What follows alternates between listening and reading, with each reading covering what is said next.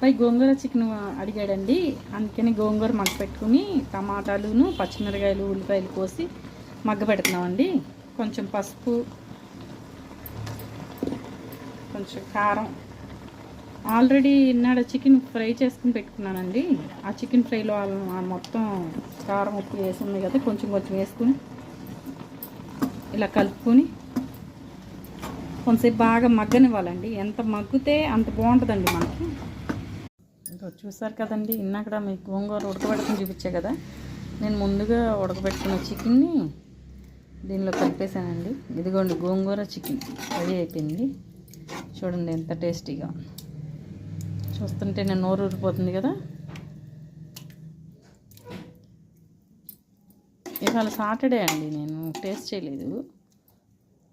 రేపు మార్నింగ్కి అయితే ఇంకా బాగుంటుందండి టేస్ట్.